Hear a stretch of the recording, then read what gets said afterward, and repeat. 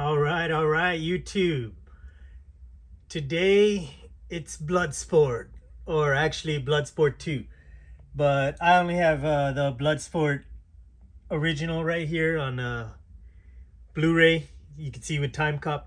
But I wanted to talk about Bloodsport 2, the movie starring Daniel Bernhardt from 1996.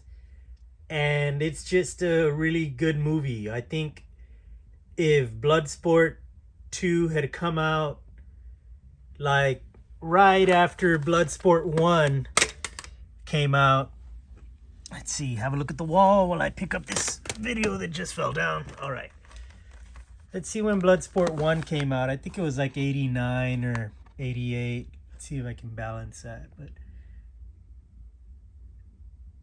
let's see what it says here. We'll have a look.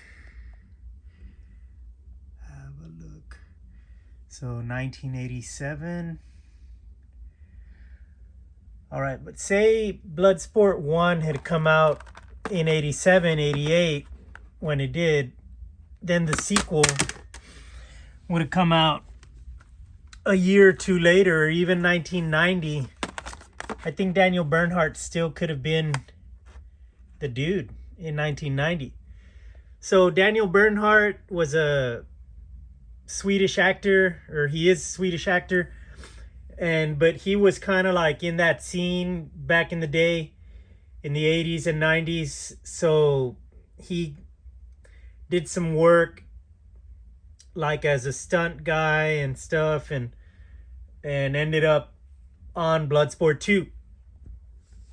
But I think Daniel Bernhardt's kind of an underrated actor. Obviously at the end of Bloodsport 2 and throughout the movie, but really at the end when he fights Demon, you see the, like, where probably, I don't know if it was the producers or if it was his choice, or probably it was the producers, but they made him go full Van Damme, and you see him do like the Van Damme moves, like and oh, and you know, like, and flex like Van Damme and do all the full. That's why I got the camera right here on Van Damme, because this Van Damme right here is the pretty much the carbon copy that Daniel Bernhardt almost even dresses the same, except the sash is white instead of yellow like Van Damme, or golden. And you really get an idea of what they were doing in the 90s. They probably just told him, like, copy Van Damme, go watch Bloodsport 1, copy him, do the moves. And Daniel Bernhardt was a team player. He said, oh yeah, I'm going to do it. But he ended up being a great sequel guy. So one thing about sequels is they suck, and everybody knows that. But Bloodsport 2 actually, in my opinion, is a great sequel. It has Donald Gibb, who's Ogre from Revenge of the Nerds, and he's a great draw to the movie because it brings the authenticity of Bloodsport 1. It has the same type of judges from Bloodsport 1. I don't even know if it's the same people or not, but they look like the same Black Dragon Society, like, look like Tanaka, like that part of Bloodsport. So it has that authenticity, yet the story about Alex Cardo, a reformed thief, and stealing the Kumite sword from Mr. Miyagi of all people. Like, can you believe it? And Mr. Miyagi's an art collector. Like, whoa, who would have guessed? From the, like, living on the other side of the train tracks and collecting all those cars. He ended up moving to Thailand, maybe to escape the Daniel-san's kind of, I don't know, I'm just joking.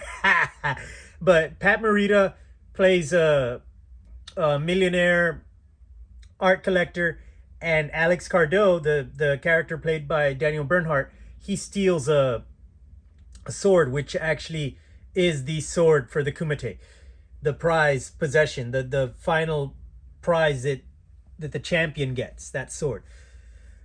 So, and that's the sword that Jean-Claude steals at the beginning, or Frank Duke steals at the beginning of the movie, where Sensei Tanaka chops the bill of his cap off and he says, "No flinch." Like, that's a good sign. And so you get a little bit of homage to the Bloodsport 1.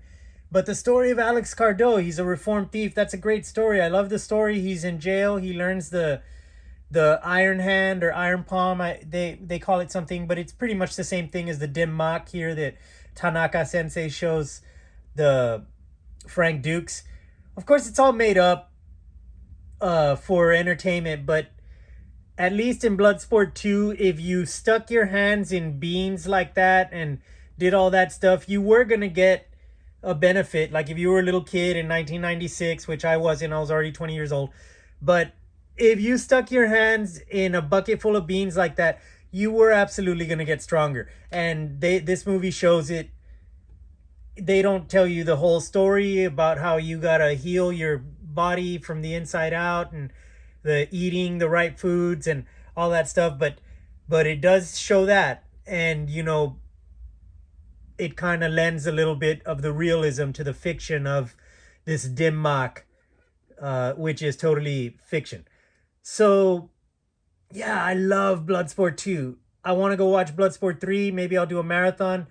But I just watched Bloodsport 2 on YouTube. You can find it. It's on there. Just type in Bloodsport 2 full movie. You'll find it. And it's great. It's got the babe too. She's like a black-haired Taylor Swift. And so she's a little hottie. And she goes out with Alex at the end. She's like, "Oh, long time no see." It's like, "Yeah, I've been in jail, hottie babe." And she's like, "Oh, let me get you out of jail." And then he's like, "Oh, yeah." And, that's like pretty much like all the dialogue you need in Thailand. Well, you got to do a little bit. I don't know. He took her to dinner, so that was nice. But you see this movie. I like Bloodsport. I love Bloodsport Part 1. And so in Bloodsport 2, you get a lot of the same tropes. There's that guy Demon. He's obviously a play on the Chung Li's character, which is Bolo. So Bolo's character, Chung Li. So let's just give it a try. Bloodsport 2. I'd say it's a superb sequel. It really, really does the job as a sequel.